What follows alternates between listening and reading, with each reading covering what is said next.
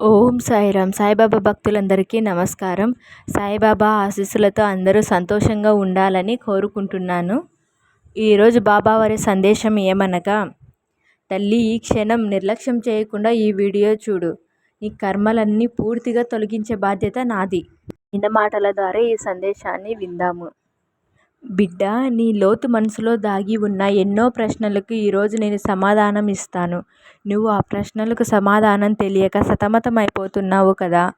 ఏమి చేస్తే నా జీవితం బాగుపడుతుంది, ఏమి చేస్తే నేను మంచి స్థాయికి వెళతాను, ఏం చేస్తే నేను అనుకున్నది జరుగుతుంది, నా కష్టాలన్నీ తీరేది ఎప్పుడు, ఇలాంటి సవాలక్షల ప్రశ్నలు అనేవి నీ మనసులో పేరుకుపోయి ఉన్నాయి.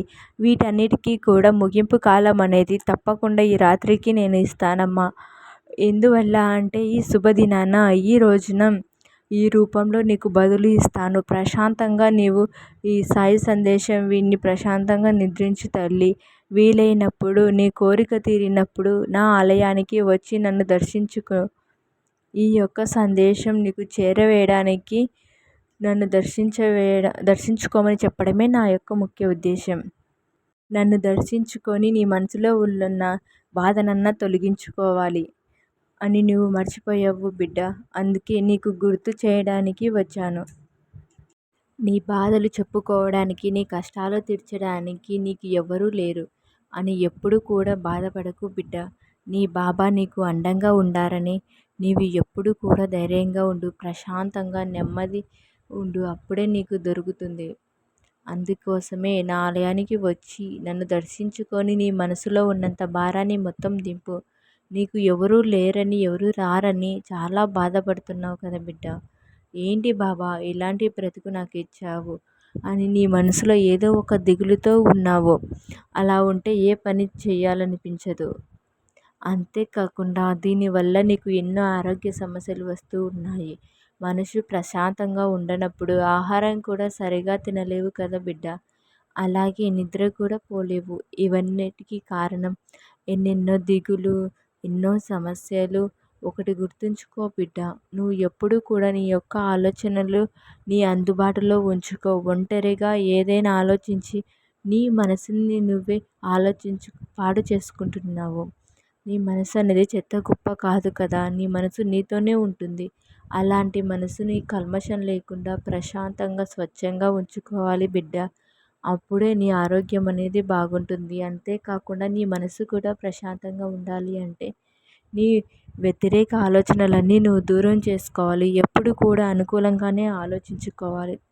ఏదైతే నీకు వస్తుందో, ఏదైతే నీకు మంచి జరుగుతుందో అదే తలుచుకుంటూ ఉండాలి.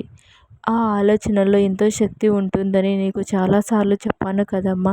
అలాంటి ఆలోచనలను సద్వినియోగంగా, అనుకూలంగా, మంచిగా, ఉపయోగకరంగా ఆలోచించుకున్నావంటే నీ జీవితం ఎప్పుడు కూడా అనుకూలంగా ఉంటుంది. ఏదైతే నీవు మంచిగా ఆలోచిస్తావో, ఏదైతే మంచి జరగాలని ఆలోచిస్తావో ఆ మంచి నీకు జరుగుతుంది.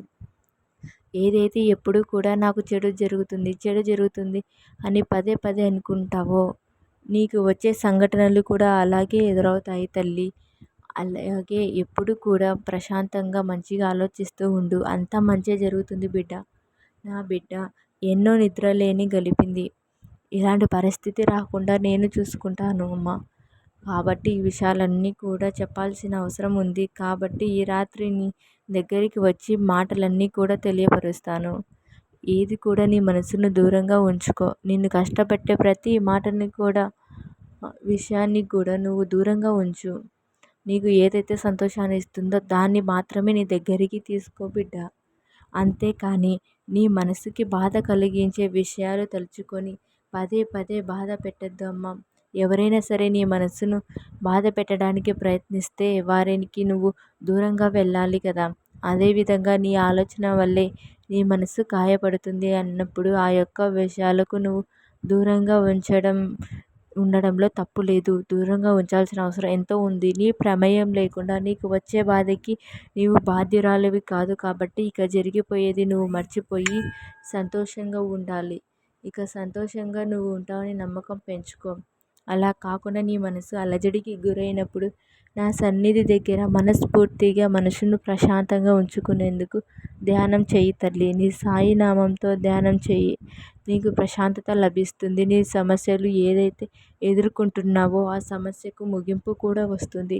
కాబట్టి వీలైనప్పుడల్లా నా సన్నిధికి వస్తూ ఉండు తల్లి. ఎప్పుడూ కూడా నా బిడ్డ కోసం ఈ ద్వారకమై స్వాగతం పలుకుతూ ఉంటుంది. నా బిడ్డ కాలు పెడితే ఈ ద్వారకమయ్యి ఎంతో కష్టపడుతుంది. కాబట్టి నా సన్నిధికి వస్తావు కదూ. ఎలాంటి కష్టం ఉన్నా సరే నేను తొలగిస్తానమ్మా. ఆ కష్టమంతా నీకు తొలగిపోతుంది. నీకు రాబోయే మంచి కాలము, సంతోషకరమైన కాలము. నీ మనసు ఆలోచించకుండా, ఇటువంటి చెడు విషయాలు ఆలోచించకుండా సంతోషంగా ఉండు బిడ్డ. నా బాబా ఏం చేసినా సరే నా మంచికే ఆలోచిస్తారు. నా బాబా ఏదైనా సరే ఆలస్యమైనా సరే నేను కోరింది తప్పకుండా నెరవేరుస్తారు అని ధైర్యంతో ప్రశాంతంగా నమ్మకంగా ఉండు బిడ్డ. నువ్వు జీవితంలో ఏదైనా అందుకోవాలి అనుకుంటున్నావో నువ్వు ధైర్యంగా ఎదుర్కోగలిగితే తప్పకుండా అందుకుంటావు. నిన్ను చూసే ఎవరైతే దూరం జరిగారో, నిన్ను ఎవరైతే వచ్చి దగ్గర చేసుకోకుండా దూరం పెడుతున్నారో వారందరికీ నీ గెలుపుతోనే సమాధానం ఇవ్వాలి తల్లి. ఆ గెలుపు రావడం కోసం నీ శాయశక్తులా ప్రయత్నించాలి. ఆ గెలుపు వస్తుందా రాదా అని అనుమానం పెట్టుకోకుండా ఖచ్చితంగా సాధిస్తానని నమ్మకం పెట్టుకోవాలి. వ్యతిరేకమైనటువంటి ఆలోచనలు, నీ మనసులో ఉన్న అలజడి కూడా అంతా కూడా తీసివేయాలి తల్లి. ప్రశాంతత లేని ఉక్కిరి బిక్కిరి ఉన్నప్పుడు ఏది కూడా నీవు సాధించలేవు తల్లి. ఏది మంచిదో ఏది చెడ్డదో అనేది ఒక తీర్మానానికి కూడా రాలేవు. అలాంటప్పుడు నీవు లక్ష్యం సాధించేటప్పుడు అవకాశం వచ్చిందని నీకు తెలియకుండానే పోతుంది. ఏదైనా సరే ముందు లక్ష్యాన్ని చేరేందుకు ఒక అడుగు ముందుకు వెయ్యి. దాని తర్వాత దైవం నిన్ను పదంతలకు ముందు నడిపిస్తుంది. ఈ సాయి నమ్ముకున్నావు కదా, తప్పకుండా నీకు కావాల్సిన అదృష్టం, సంపద అన్నీ కూడా నీకు కల్పిస్తాను. ఇది నా మాట. నీకు మనోధైర్యంతో పాటు నీ చిరకాల కోరిక కూడా నెరవేరి పెడతాను. నా పైన నమ్మకాన్ని వదలొద్దమ్మా. నీకు ఇవ్వడానికే ఈ సందేశం తీసుకువచ్చాను. నీవు నన్ను నమ్ముతావని, నాపై నమ్మకం ఉంచుతావని అనుకుంటున్నాను. నీకు అంతా మంచి జరిగేలా నేను చూసుకుంటాను అని బాబాగారు మనకు ఈ సందేశాన్ని ఇవ్వడం జరిగినది. ఓం సాయిరామ్. సద్గురు సాయినాథ్ మహారాజ్కి జై.